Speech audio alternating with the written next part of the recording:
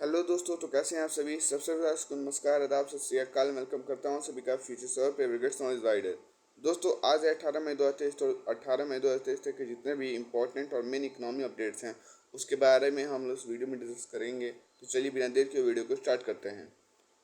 दोस्तों, जो पहला अपडेट है वो ये है कि financial bid for shipping corporation of India soon land and assets unit likely to be listed in a month. जो फाइनेंशियल बिड यानी जो बोली है, वित्तीय बोली है शिपिंग कॉरपोरेशन ऑफ इंडिया की जो जल्द ही होने वाली है, लैंड और एसेट्स की भी जो यूनिट है उसको भी with in a month list किया जाएगा।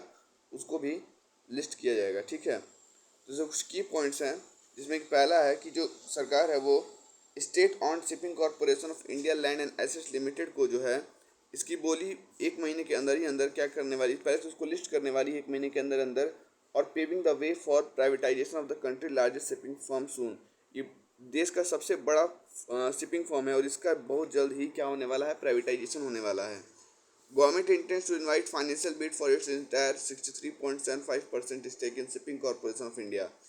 इसका जो भारत सरकार का जो 63.75% स्टेक है शिपिंग कॉर्पोरेशन ऑफ इंडिया में, उसका जल्द ही वित्तीय बोली होने वाला है।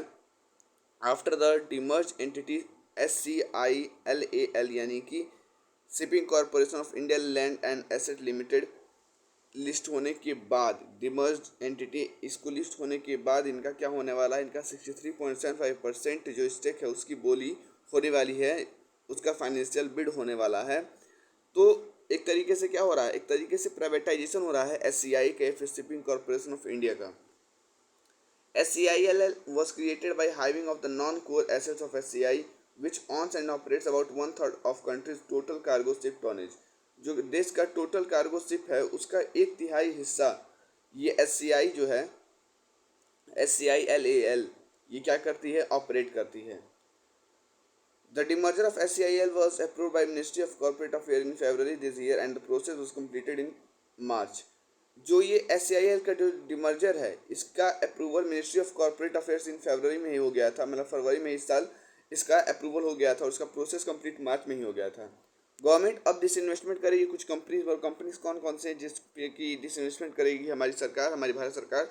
उसमें IDBI बैंक है, फिर SCI है यानी कि शिपिंग कॉर्पोरेशन ऑफ इंडिया, फिर NMDC स्टील है और फिर IREDA। इन सब में इन्वेस्टमेंट डिसइन्वेस्टमेंट करेगी इन कंपनीज का। तो ये कुछ की पॉइंट्स हैं इस अपडेट के रिगार्डिंग। जो दूसरा अपडेट है इकोनॉमी अपडेट, उसमें ये है कि export unlikely to be impacted by EU deforestation law. जो EU डिफॉरेस्टेशन लॉ है उसके तहत जो एक्सपोर्ट है उस पर कोई असर पड़ने की संभावना या फिर उस पर कोई प्रभाव पड़ने की संभावना नहीं है। India's export to European Union are unlikely to get impacted by legislation that 27-member bloc adopted on Tuesday on deforestation free products। मंगलवार को डिफॉरेस्टेशन फ्री प्रोडक्ट्स के ऊपर जो मीटिंग हुई थी, लेजिस्लेशन हुआ था, उससे भारत के एक्सपोर्ट पर कोई असर नहीं पड़ेगा।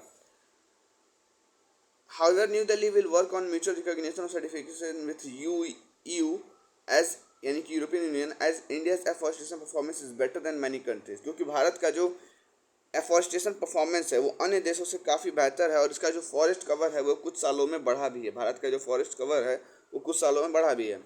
The legislation seek to provide product such as palm oil. ये जो लेजिस्लेशन आया है, जो लेजिस्लेशन हुआ है 27 मेंबर ब्लॉक के तहत मंगलवार को, इसके तहत कुछ प्रोडक्ट्स हैं जैसे कि पाम ऑयल हो गया, कॉफ़ी हो गया, कैटल हो गया, कोकोआ हो गया, रबर हो गया, सोया हो गया, टिम्बर हो गया, प्रिंटिंग पेपर हो गया और डेयरी प्रोडक्ट्स हो गए इन द EU कर रहे हैं। EU यानी कि यूरोपियन यूनियन के तहत जो प्रोडक्ट्स आते हैं दैट कैम फ्रॉम लैंड, जो कि लैंड से आते हैं, भूमि से आते हैं, दैट वाज डिफॉरेस्टेड, जिन भूमियों को डिफॉरेस्ट कर दिया गया था 31 दिसंबर 2020 के बाद, द्वारा नहीं, 2020 के बाद, यानी 31 दिसंबर 2020 के बाद जिन लैंड्स को डिफॉरेस्ट कर दिया गया उन पर palm oil, coffee, cattle, cocoa, इन सब का प्रोहिबिशन है। इन सब प्रोडक्ट्स को आप उस पर ग्रो नहीं करेंगे, ठीक है।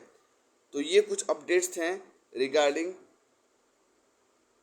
इकोनॉमी अपडेट्स टिल 18 मई 2023 या 18 मई 2023 तक। ये कुछ इकोनॉमी अपडेट्स हैं, मेन इकोनॉमी अपडेट्स हैं। उम्मीद है ये सारी इन्फॉर्मेशन आपके लिए फ्रूटफुल है।